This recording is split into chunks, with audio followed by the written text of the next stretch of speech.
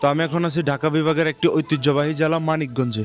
আর আমি আজকের এই ভিডিওতে আপনাদেরকে কাজী নজরুল ইসলাম তার প্রেমিকার সাথে কোথায় সময় কাটাতেন এবং পাশাপাশি মানিকগঞ্জের আর যেসব জমিদার বাড়ি আছে সেগুলো ঘুরে দেখানোর চেষ্টা করব।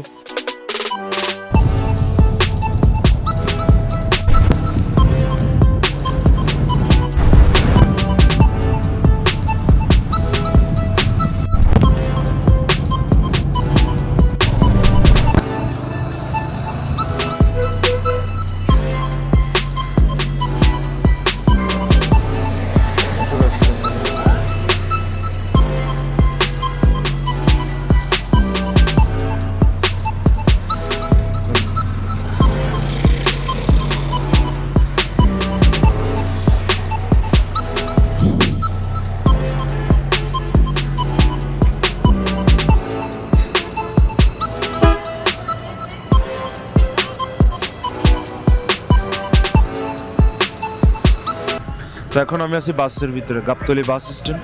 আর 190 টাকার মতো খরচ হয় আমার বাসা থেকে গাবতলী বাস স্ট্যান্ড আসতে। যেহেতু সারাদিন পুরো জেলা ঘুরবো সেই কারণে সকাল সকালে রওনা।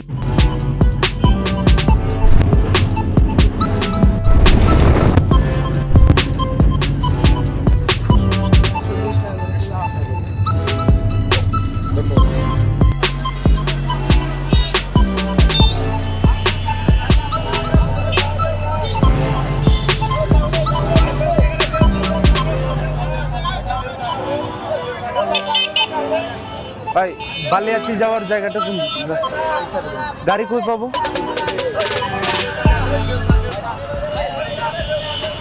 বালিয়াটি জমিদার বাড়ি। আচ্ছা, আমার একটু পরে দেখাই দিন। নটিংয়ে যাবো, নটিংয়ে মানে 30 টাকা করে অটো ভাড়া নেব। ও, আর ওর মানে 10 টাকা একবারে খেতে নিয়ে নামে দিই। এখান থেকে নোয়া দিঘি। আপনি যাবো না,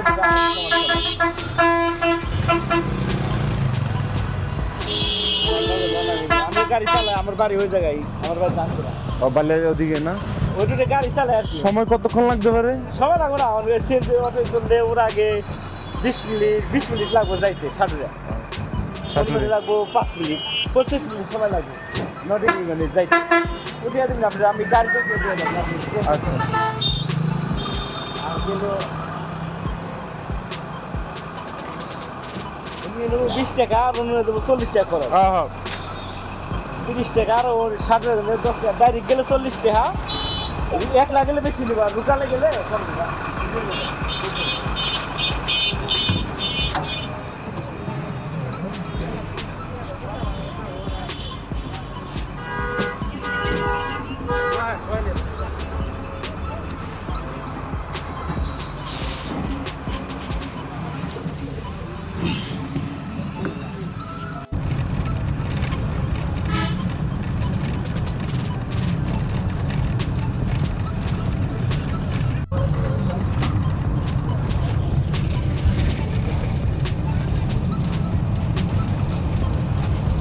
ধরেন।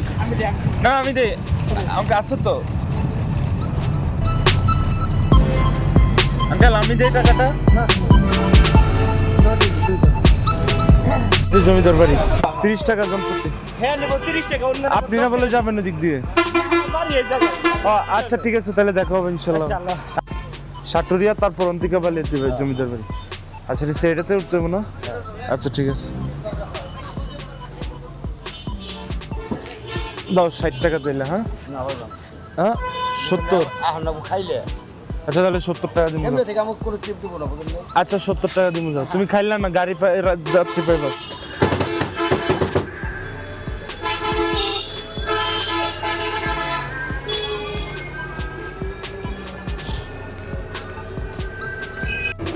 তো আমি নয়াডিঙ্গি থেকে এখন যাব হচ্ছে সাটুরিয়াতে। সাটুরিয়ার ভাড়া হচ্ছে জনপ্রতি অটো ভাড়া, অথবা এই যে আমি যে গাড়িতে বসে আছি ভ্যান গাড়ির মতো কোনো মতো বসার জায়গায় দিয়েছি, জনপ্রতি হচ্ছে 30 টাকা করে। এখন আমার হাতে সময় নেই, অলরেডি 10টা বেজে গেছে। তো আমি রিজার্ভ নিয়ে নিই 70 টাকা। রাস্তায় যদি অন্য কোনো যাত্রী পাই তাহলে ওটাকে সমস্যা নেই। আর আসলে এরকম গাড়িতে আমি কখনো উঠিনি, ভ্যান গাড়ি করছি। তো ভ্যান গাড়ির উপরে এরকম ছোট্ট কাঠ দিয়ে উপরে বসাই দিচ্ছি। ভয় করতেছে কোন সময় নিচে করে মাথা মুথা ফাটাই ফেলে, আল্লাহ জানে। রাস্তাঘাটও মোটামুটি একটু হালকা পাতলা ভাঙবে। তো এখন যাব হচ্ছে সোজা সাটুরিয়াতে। সাটুরিয়া থেকে হয়তো বা 10-20 টাকা দিয়ে অটো ভাড়া দিয়ে যাইতে পারি। সোজা বালিয়াতি জমিদার বাড়িতে। তো চলুন সরাসরি সাটুরিয়াতে।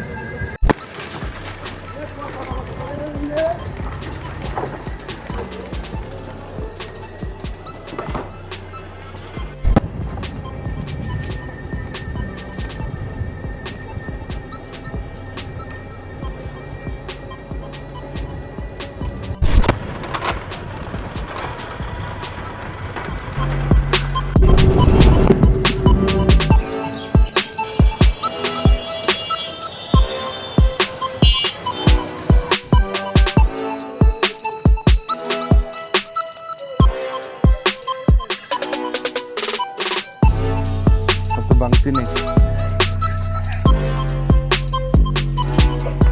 100 টাকা আছে। আমার পিছনে যেটা দেখতে পাচ্ছেন এটা হচ্ছে বালিয়াতি জমিদার বাড়ি। মানিকগঞ্জের সব থেকে বড় জমিদার বাড়ি হচ্ছে এটা। আর আমি এখানে আসি হচ্ছে আজকে প্রায় 10টা সাড়ে 10টার দিকে। বালিয়াতি জমিদার বাড়ি 2টার দিকে খুলবে। আমার কাছে আসলে সম্ভব না 2টা পর্যন্ত এখানে অপেক্ষা করার। তো আমি কিছু ড্রোন ফুটেজ নেই, সেগুলো আমি ভিডিওতে প্লে করে দিব।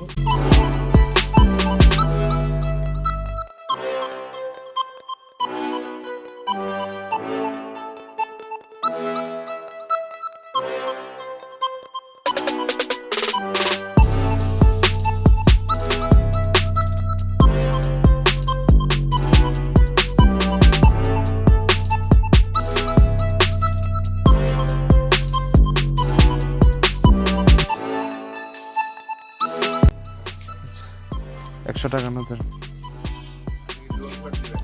তো আমি এখন আছি নাহার গার্ডেনে। সাতুরিয়া থেকে আপনার 30 টাকা সিএনজি ভাড়া, এখানে আসতে পারবেন।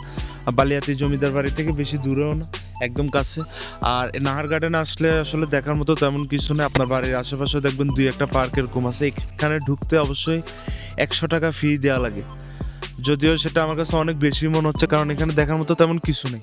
আছে কয়েকটা হরিণ আছে, যেটা দেখতে একটু ভালো লাগে, তবে দামটা একটু বেশি মনে হচ্ছে। তাও হরিণ আপনারা দেখলে দৌড়ে পালাবে ভিতরে, যেখানে আপনি ঢুকতেও পারবেন না।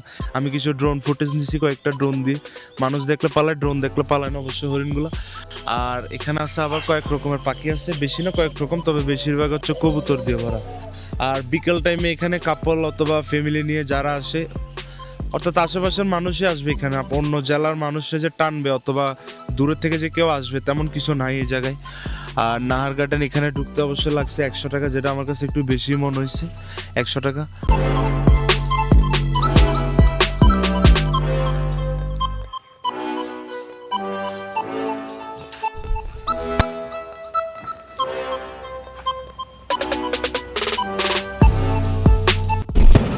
কত মানিকগঞ্জের ভাড়া? 14 টাকা। বাকি নেই ভাই। 40 টাকা দাও তো, 5 টাকা কমে রাখো। কমায় রাখো।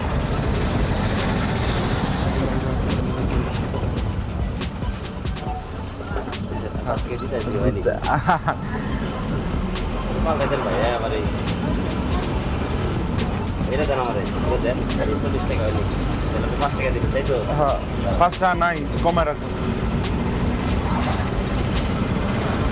40 টাকা দাও, কমে রাখো। নাই তো টাকা নেই, নাই। এই যে দাও সব বড়। 5 টাকা কমে রাখো। রসমালাইয়ের মধ্যে বিখ্যাত। হ্যাঁ মাতৃভান্ডার পুরো বাংলাদেশেই তো বিখ্যাত এটা।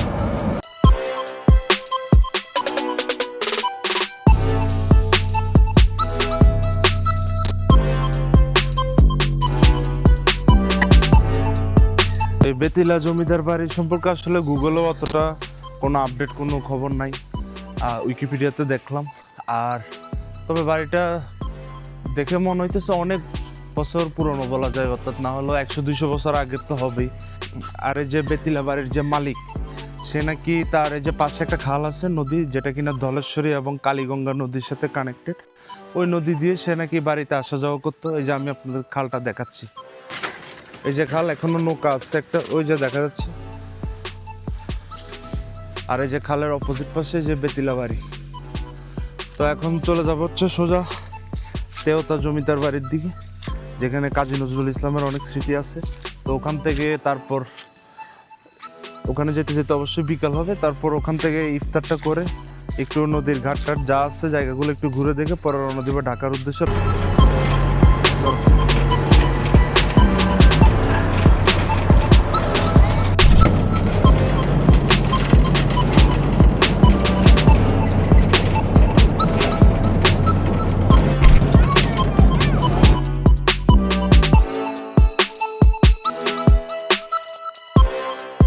তো আমি এখন যে জমিদার বাড়িটির নিচে বসে আছি, এটার নাম হচ্ছে তেওতা জমিদার বাড়ি। আর এই জমিদার বাড়িতে মূলত কাজী নজরুল ইসলাম ও তার প্রিয়তমা স্ত্রী প্রমীলা দেবীর স্মৃতি বিজড়িত একটি গুরুত্বপূর্ণ স্থান।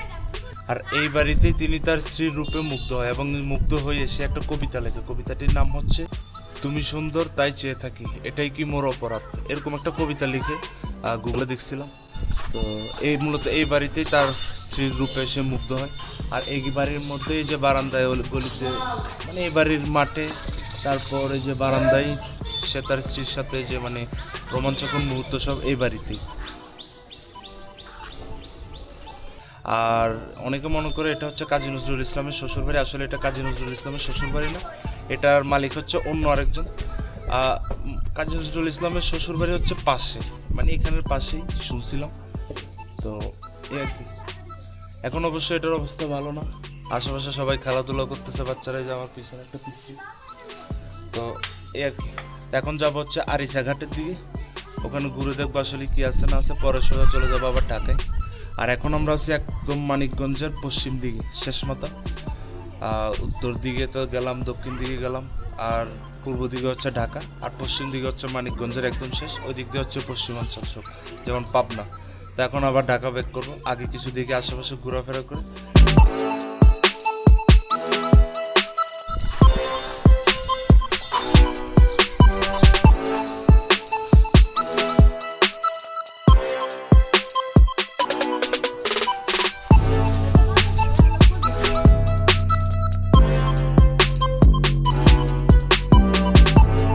জমিদার বাড়িটা ত্যাগ করার আগে আসলে মানিকগঞ্জ জেলা সম্পর্কে একটু খুলে বিস্তারিত বলি। আর আসলে এই মানিকগঞ্জ জেলাটা হচ্ছে আপনার আসলে খুবই সুন্দর, ঢাকার পাশে হলো খুবই সুন্দর, রাস্তাঘাটও যেমন সুন্দর, তারপর রাস্তাঘাট বড়, রাস্তাঘাটও কোনো তেমন ভাঙাচোরা রাস্তাঘাটও নেই, ভিতরে গ্রামের ভিতরে বাইরে ঘুরে তো দেখলাম। আর বিষয়টা হচ্ছে কি, এখানে অ্যাকাউন্ট আঙ্কেল বললো মানিকগঞ্জ জেলা নাকি শান্তির জেলা। তা আসলে তার কথাটা সত্যি, মানিকগঞ্জ জেলাটা আসলে শান্তির জেলা। এই যে এত হাইওয়ে গ্রামের ভিতর দিয়ে আসলাম, কোনো গ্যাদারিং মারামারি চিল্লাফাল্লা কোনো কিছুই দেখিনি। তারপরে যে ঘাটের এদিক দিয়ে যাবো, এখন ঘাটের সামনে দিয়ে তো আসলাম, তেমন কোনো গ্যাদারিং তারপর কিছুই নেই, মানুষও এত আহামরি নেই, তবে রাস্তাঘাটও অনেক পরিষ্কার। আর মানিকগঞ্জ জেলাটা আসলে শান্তির জেলা, কারণ আপনি ইউটিউবে খুঁজে দেখেন মানিকগঞ্জের তেমন আহামরি মারামারি কাটাকাটির কোনো ভিডিও অথবা কোনাকুনির কোনো কিছু মানে বাজে নিউজ পাবেন না। মানিকগঞ্জ জেলাটা আসলে শান্তি জেলা। আর আমি এখন যে জায়গাটাতে আছি এটা হচ্ছে মানিকগঞ্জ জেলার একদম পশ্চিম দিকে। পশ্চিম দিকে বলতে একদম পশ্চিম দিকে, কারণ উত্তর দক্ষিণ পূর্ব দিক দিয়ে তো ঢাকা, আর উত্তর দক্ষিণ দিয়ে তো ঘুরে আসলাম। আর এটা হচ্ছে মানিকগঞ্জ জেলার একদম শেষ মাথা। এই যে আরিচা ঘাটে গেলেই কি বলে মানিকগঞ্জের শেষ মাথা। তো ওখান থেকে ঘুরে পরে রওনা দিব আবার ঢাকার উদ্দেশ্যে। ইফতারিটা হয়তো বা ঢাকা গিয়ে করতে পারি, কারণ আরও 1-1.5 ঘন্টা সময় আছে। তো এখন যাই আরিচা ঘাটে।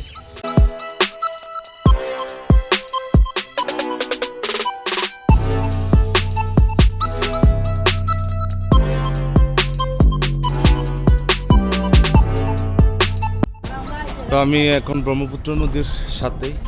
তো এখন চলে যাবো আবার ঢাকা থেকে বাসায়, মানে গাবতলী থেকে বাসায়। তো আজকের মতো ভিডিও এতটুকু। যদি ভিডিওটা ভালো লাগে থাকে তাহলে চ্যানেলটি সাবস্ক্রাইব করতে পারেন এবং বেল আইকনটি ক্লিক করতে পারেন। আর ডিসক্রিপশন আমার ফেসবুক শো ইনস্টাগ্রাম আইডির লিঙ্ক দেওয়া থাকবে।